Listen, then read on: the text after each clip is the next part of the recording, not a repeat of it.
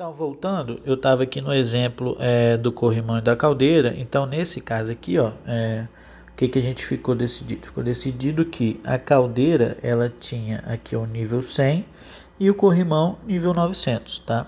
Então, significa o que isso, ter nível 100, ter nível 900? Significa que naquelas classificações dos exemplos lá de ter 50 ordens de manutenção, por exemplo, eu vou classificar elas em vários níveis. Aquelas que têm nível 100 vão ser executadas com uma prioridade, ou seja, começar a ser executadas aquelas ordens de manutenção que foram classificadas como nível 100, aquelas ordens de serviço que foram classificadas como nível 100. Depois vou passar para o nível 200, 300, 400, 500, 600, 700, 800, 900 e assim por diante. Lembrando que isso é uma forma de matriz priorização, né? Dessa matriz de prioridade, tá? Existem outros formatos e vocês mesmos podem criar um formato de vocês para estar, por exemplo, implementando na empresa de vocês, né? Mas para estar implementando isso, o que tem que ter tido de passo inicial? Os tags, na hora que eles foram colocados, tem que ter sido classificado com um nível de criticidade, para que você possa fazer essa correlação, né? Então, assim, esses números que estão aqui, 100, 200, 300, isso podem ser mudados para 1000, 2000, enfim, de acordo com a sua empresa, 1, 2, 3, 4, 5, enfim, de acordo com o que lhe convém, você pode estar montando a sua matriz prioridade, beleza? Mas vamos supor o seguinte, né? Vamos supor que na sua empresa não tenha não tenha um software, não tenha condições de colocar esse conceito em prática, você não tem condições de otimizar, mas você precisa dar uma ordem, uma prioridade, uma sequência de ações para suas ordens de manutenção. Então, como que você vai fazer? A pessoa que está cadastrando a sua ordem de serviço, que vai cadastrar a ordem de serviço, ela vai decidir o seguinte, qual prioridade que aquele serviço vai ter, né? Então, assim, pode ser prioridade 0, prioridade 1, 2, 3, e aí vai depender do tamanho da sua empresa relacionar esse nível de prioridade, tá? Então, o que vai precisar? Vai precisar um pouco da sensibilidade da pessoa que está cadastrando a ordem de serviço. Se tiver um planejador dentro da indústria, dentro da empresa, ele vai entrar em contato com o planejador para eles decidirem junto a prioridade dessa ordem de serviço. Caso contrário, vai precisar do know-how, da experiência dele, e ele vai seguir alguns parâmetros. Por exemplo, relacionado à prioridade 0, eu tenho sempre ordens de serviços que visam solucionar segurança, pendências relacionadas à segurança, meio ambiente, tá? Qualidade e produção. E que eu preciso resolver esses fatores que estão relacionados com segurança, meio ambiente, qualidade e produção com menos de 14 dias, tá? Então vai precisar um pouquinho da sensibilidade do operador para ele analisar, não, isso aqui tem a ver com segurança, isso aqui tem a ver com meio ambiente, isso aqui afeta, por exemplo, a qualidade do meu produto, então eu vou classificar ele como prioridade 0, né? Beleza, prioridade 0 tem que ser executado e tem que ser menos de 14 dias. Depois, vamos supor que eu passe para outra prioridade, né? Prioridade 1. Né? Então, ou seja, prioridade 1 significa que vai ser executado depois, né, da prioridade 0. Então, faço todos os que têm prioridade 0, depois começo a fazer aqueles que têm prioridade 1. Né? Então, é o que isso?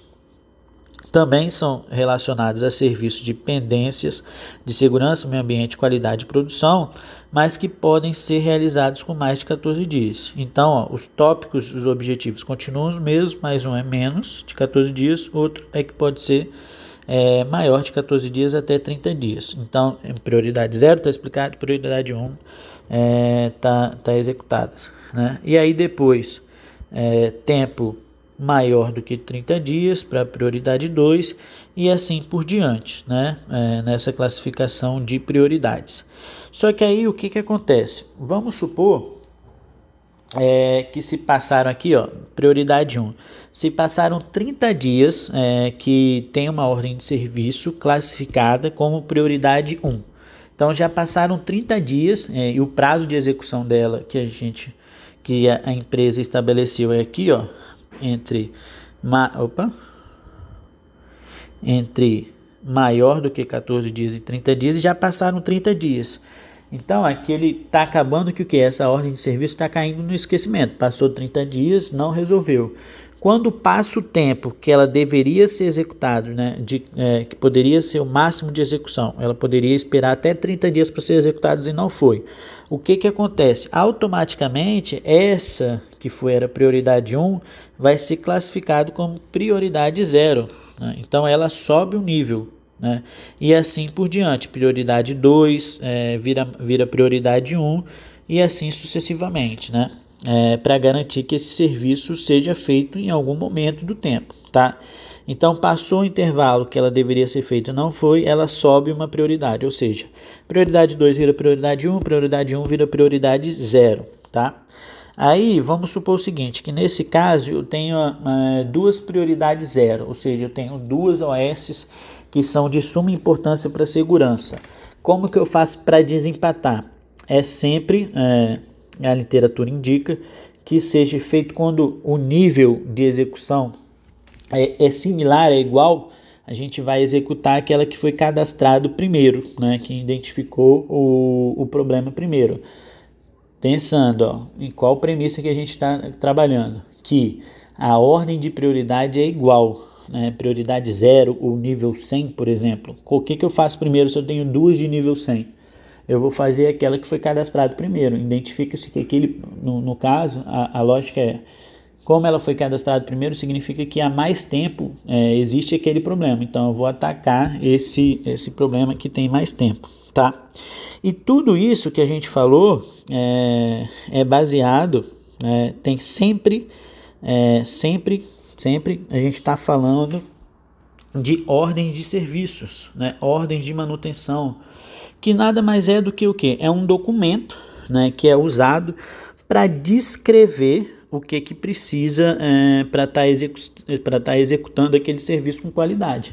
Então é um documento que existe em várias empresas, onde vai dizer o que deve ser feito, como deve ser feito, que EPIs que devem ser usados, quem é o responsável, né, quem vai executar, como quem vai analisar, né, quem vai dar o aceite dessa ordem de serviço. Então é um documento que tem na empresa, onde vai descrever essa ação.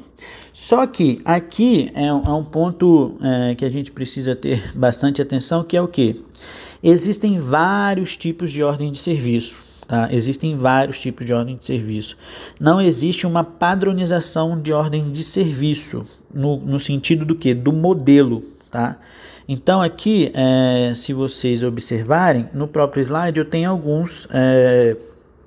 algumas possibilidades de ordem de serviço, né? Algumas um pouco mais completo, outras menos, porque depende do tamanho da empresa, depende do tamanho da área, depende de quantos profissionais você tem, depende de qual o serviço que você está executando. Então assim, vai variar muito de empresa para empresa as ordens de serviço. Eu não tenho uma ordem de serviço padrão que todas as empresas, por exemplo, capixaba, seguem.